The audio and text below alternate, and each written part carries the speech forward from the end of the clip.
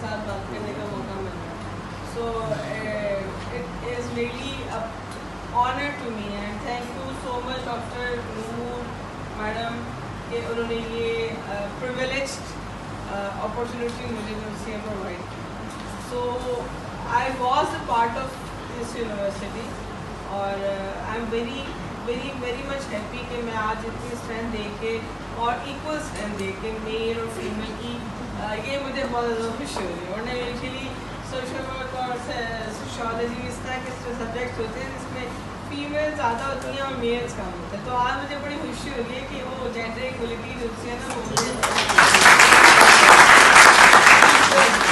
یہ ایک اچھا انیشیٹو ہے کہ ہمارے جو لڑکے ہیں ان کو بھی امپورٹنس کا احساس ہوا ہے کہ وداؤٹ سوشل ورک اور اس طرح کی کمیونٹی بیسڈ سروسز کے بغیر ہم ایک اچھی سوسائٹی کو لے کر نہیں چل سکتے.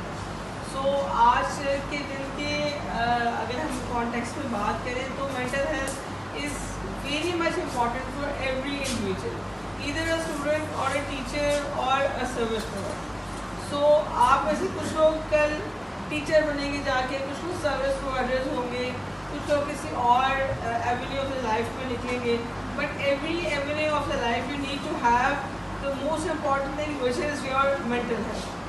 سو if you don't have good mental health, آپ خود سے آپ کا جو ذہن ہے وہ پیس میں نہیں ہوگا, تو آپ اس کو اچھی طریقے سے کمیونیکیٹ نہ تو آپ اس کو آگے دے سکتے ہیں اس میسج کو, اور نہ ہی جو ریسیور ہوگا وہ آپ کی بات کو اس طریقے سے انڈرسٹینڈ کرے.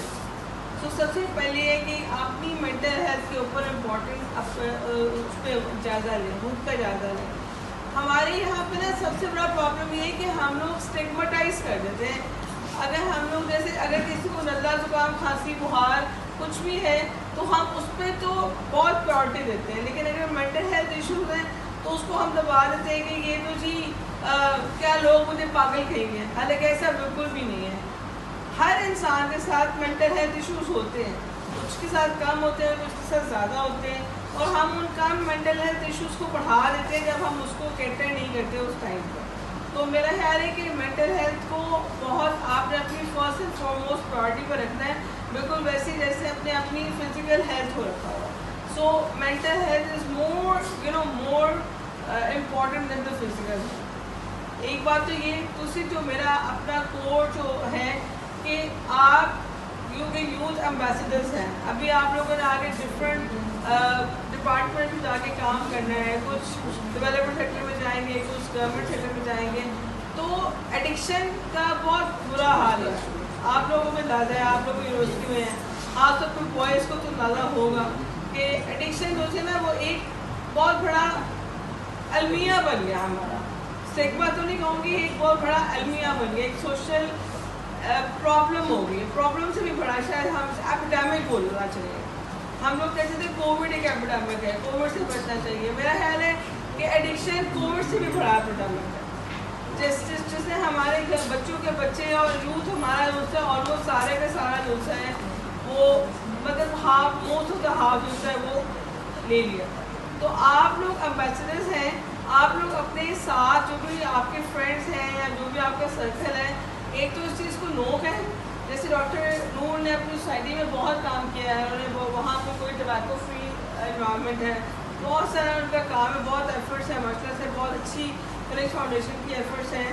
ہم سب کو مل کے جوائنٹ ہینڈس کر کے, ہم لوگ انڈیویجولی کبھی بھی کام نہیں کر سکتے, تو جوائنٹلی ہمیں مل کے سب کے لیے کام کرنا. خاص طور پہ اس میں سب سے امپورٹنٹ رول جو سا ہے وہ یوتھ کا, کیونکہ یوتھ ہی یہ میسج آگے پہنچا سکتی ہے کہ ہم نے ڈرگس یوز کرنا تو ایک ٹائم کا کام نا, آپ نے کسی پیئر پریشر میں آ کے یوز کر لیا, کسی بھی ریزن کے اوپر یوز کر لیا, کوئی آپ کو سوشل یا مینٹل پرابلم یا کوئی مینٹل ٹراما ہے آپ نے یوز کر لیا, لیکن اس کے بعد کیا ہوگا؟ اس کے بعد جو ایک لانگ ٹرم پرابلم چلتا ہے, جو فیملی کو بھی ساتھ لے لیتا ہے, جو سوسائٹی کو بھی ساتھ لے لیتا ہے, اس کو کیٹر کرنا بہت مشکل ہوتا ہے.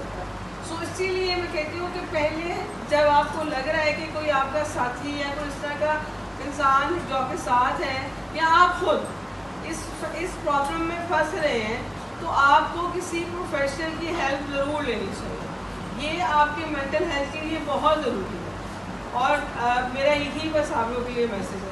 And thank you so much, Dr. Noor, for providing this opportunity and for, I know کہ بہت تھوڑا سا ٹائم تھا, بٹ یہ ہے کہ آپ لوگوں کے ساتھ مل کے مجھے بہت اچھا لگا. اینڈ آئی ہوپ کہ آپ لوگ جو ہے اس چیز کے اوپر اس کو ایک بیماری سمجھ کے اس پہ کام. اٹ از اے بیماری ایکچولی.